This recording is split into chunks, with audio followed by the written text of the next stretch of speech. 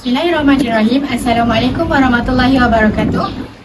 Pada hari ini, kami akan membentangkan poster yang bertajuk Wasail Fight Al-Munazaat Al-Dakhiliyah Hukum dan Hukum, iaitu berkaitan dengan cara-cara menyelesaikan konflik dalaman dalam kalangan umat Islam serta hukum terhadap golongan buah. Untuk pengajaran yang pertama ialah kita perlu berusaha untuk mendamaikan dua kumpulan orang Islam yang sedang bergaduh. Maksudnya, kalau ada perselisihan ataupun pergaduhan, pemimpin dan masyarakat perlulah menasihati mereka dan membantu mencari jalan penyelesaian supaya masalah dapat diselesaikan dengan cara yang aman. Pengajaran yang kedua pula ialah kita kena ambil tindakan tegas kalau ada pihak yang buat kezaliman ataupun langgar perintah Allah. Kalau mereka masih degil dan tak nak ikut, tindakan kena dibuat secara berperingkat. Mula-mula cara ringan. Kalau masih tak ikut juga, barulah cara dengan lebih tegas. Bila mereka dah sedar dan kembali ke jalan yang betul, semua pihak mesti dilayan dengan adil tanpa pilih kasih.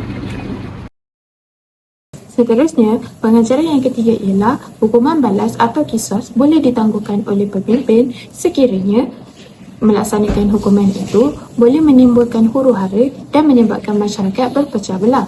Sekiranya keadaan itu berlaku dan tindakan hukuman boleh membuat orang gaduh atau memecah belahkan umat Islam, maka pemimpin dibenarkan untuk menangguhkan hukuman buat sementara.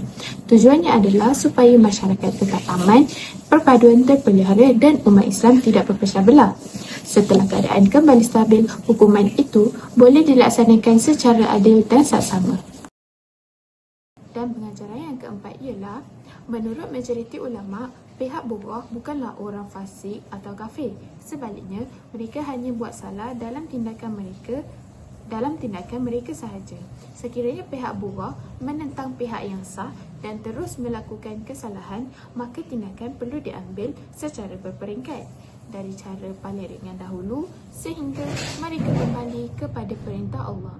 Setelah mereka sedar dan kembali ke jalan yang benar, maka keadilan mesti ditegakkan antara semua pihak tanpa pilih kasih, kerana mereka masih termasuk dalam kalangan orang beriman yang berpeluang untuk bertaubat. Saya akan terangkan tentang hukum memerangi golongan buruh. Seperti yang kita tahu, Islam sangat mengutamakan perdamaian terlebih dahulu. Namun, jika salah satu pihak masih degil dan tidak kembali kepada perintah Allah, maka dibenarkan untuk memerangi mereka sehingga kembali kepada kebenaran. Tapi, penting untuk kita faham, tujuan memerangi ini bukan untuk menzalimi, tetapi untuk mengembalikan keamanan dan kestabilan dalam masyarakat.